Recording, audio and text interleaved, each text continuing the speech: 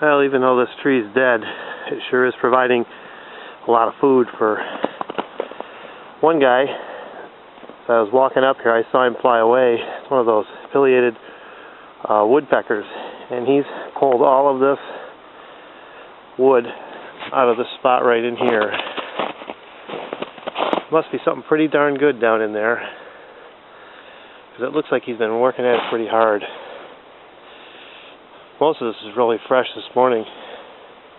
It's laying on top of the snow. Looks like there was a deer here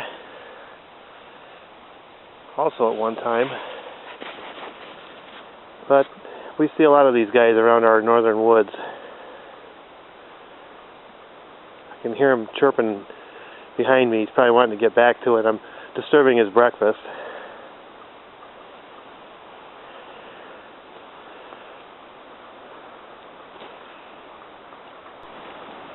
This area I'm standing in, it's an old gravel bank where they mined out all the heavy gravel that was in this area to build the some of the railroad and to do some of the cement work and for fill for the high bridge over here, the steel bridge. But in this woods, there's some really good giants of trees. I don't know how many of you guys have seen a tulip tree before, but this is a tulip poplar. This one's over 120 feet tall, I believe. It's a big, massive tree. And we'll see if I can show you this thing. Just keeps going and going. And way, way, way up there is the canopy. I estimate this tree probably is about 150 years old, and it's right perched on the edge of this gravel bank here.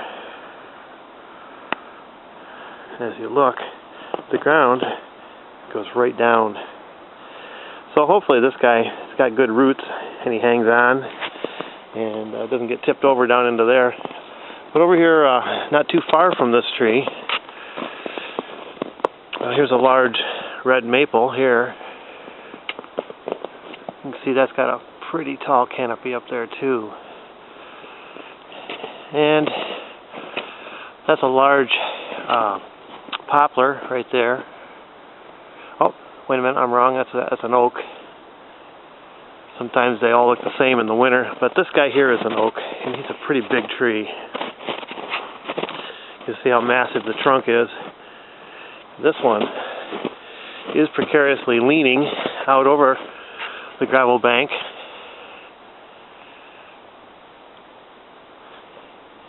And this one's not quite as tall as the tulip poplar. He might be about 100 feet, maybe a little over, but it's another big impressive tree here in this, well, I call it second growth forest, because everything here was cut down to make the original wooden railroad bridge that was put in 1852, burned in 1875, and was replaced by the current iron bridge that we have now. So I enjoy this old woods. There's a lot of big trees that sprung up from the time that the logging was done. This really dark one here in the middle, that's a black cherry.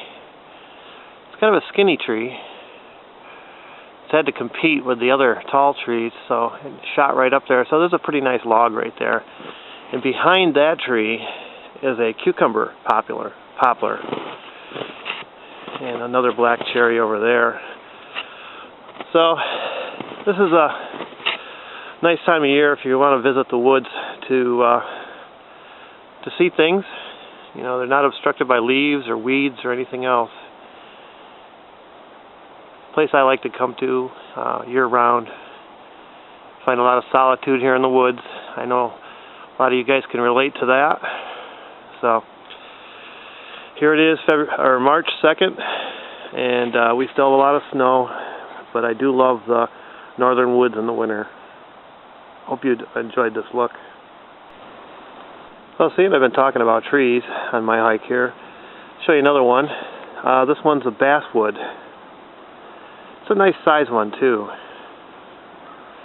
You notice the bark, how it's striated.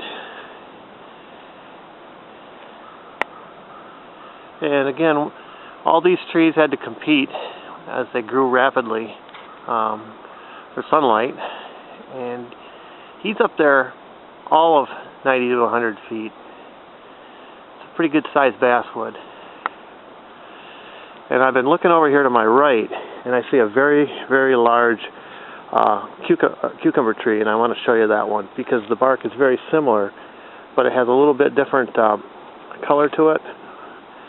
And this is one of the bigger ones in this wood. So well, it looks like a deer spent the night right here in this spot. Here's his bed. Pretty good place to lay. There's a nice big old log here to protect you and curl up next to. Won't be long and they'll be having fawns. And fawns will be tucked up against these, hiding from people as they walk through the woods. But this tree you see in the middle here, this is a very large cucumber tree. And cucumber trees are in the poplar family. If you look up there, you can see it's got quite a nice big canopy above us. And right next to it, this tree here, I can't even see the top of this one, he's so tall. This is a hemlock tree. And these hemlocks really get to be good size if they're left alone here in the woods. These are both growing on a bank. And these trees you'll find in this woods exclusively. There's tons of them in here. Just beyond those are a couple more quite large trees. One's a maple and one's an oak. I think you can see their trunks down there. But we've got some big trees in this woods, and I really do enjoy exploring it year-round. So, another tree, the cucumber. One of the most common trees I find in this woods is the beech tree. And you can identify these because they're very gray-colored, have smooth bark. And a lot of times they have problems with rotting out. You'll see big holes in the bottom where coons like to go climb up inside and nest. But this is a pretty good sized beech right here. And if you look over here, you see there's some pretty good sized trees. One is a red oak right there, and the other one next to it here appears to be, I'm thinking, an ash tree. Small ash tree. We're kind of keeping an eye on the ash trees because the emerald ash borer is slowly making its way into our area, and once it gets here, it'll take out all our ash trees, which is pretty sad because a high percentage of the trees in our northern forest are ash trees. So there's going to be a lot of firewood here available. You can see here in this tree that we've had a lot of woodpecker activity. He's been pretty freshly drilling on this one. A lot of trees that are damaged and broken in here are a result of Hurricane Sandy blowing strong winds from a different direction. Trees become accustomed to getting winds from predominantly westerly direction, and they grow strong against that.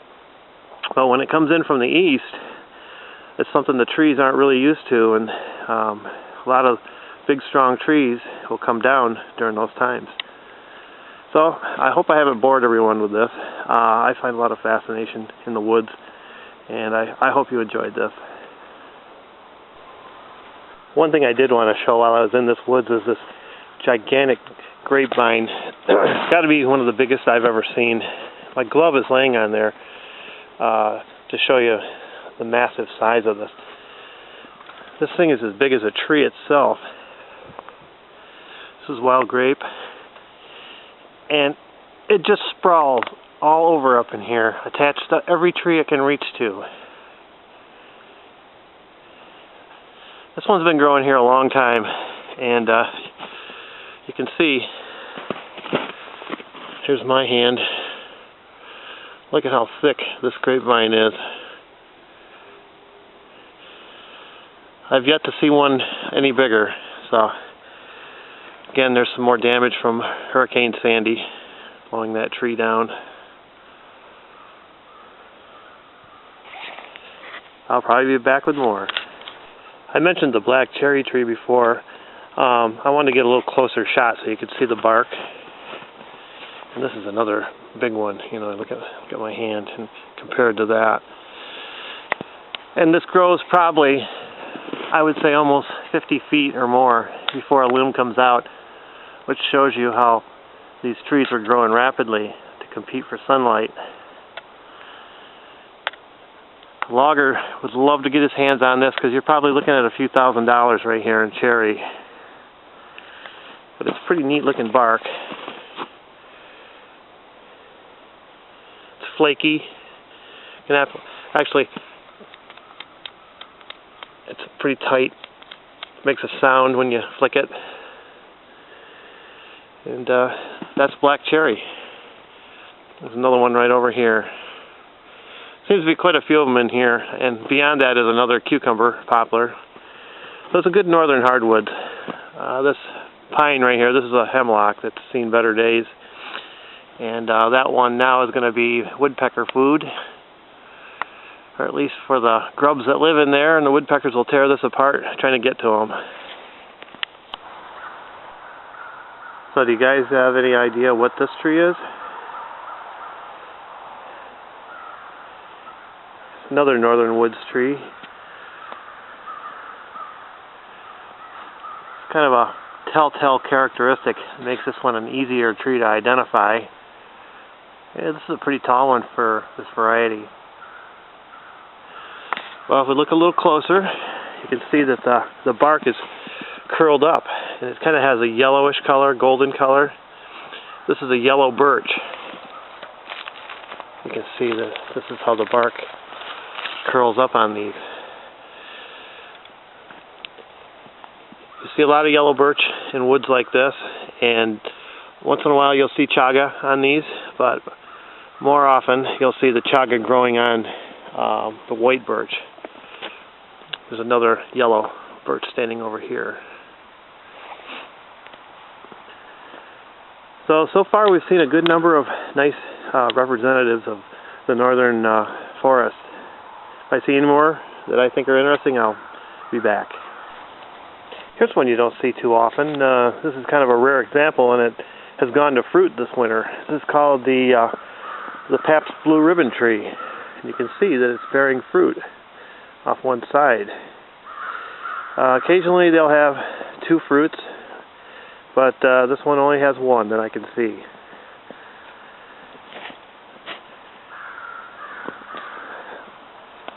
Now over here is one of the most impressive hemlocks in the forest, and I always make sure I visit this one on my way through. It's pretty big. It's probably one of the biggest living hemlocks here.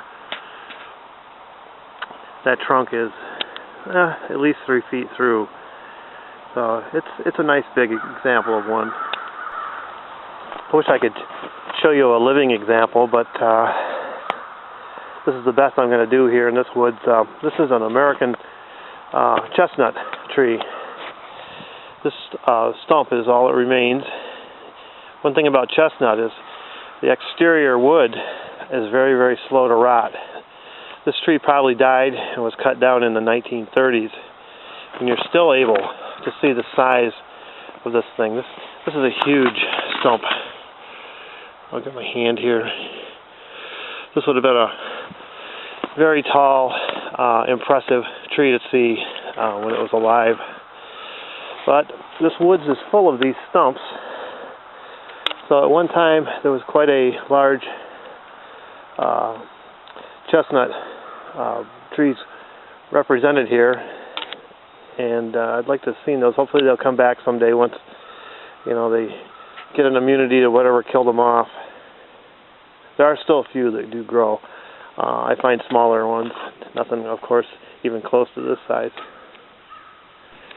I've hiked these woods so much that I've given names to certain trees, and this one here I call the Captain. You know, the commercial where the pirate has his hands on his hips and his knee bent up?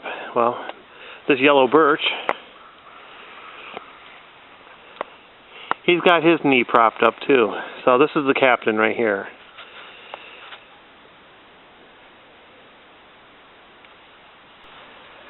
Okay, I've put you through enough here looking at trees. I'm going to end this up with this last tree with some growth on here.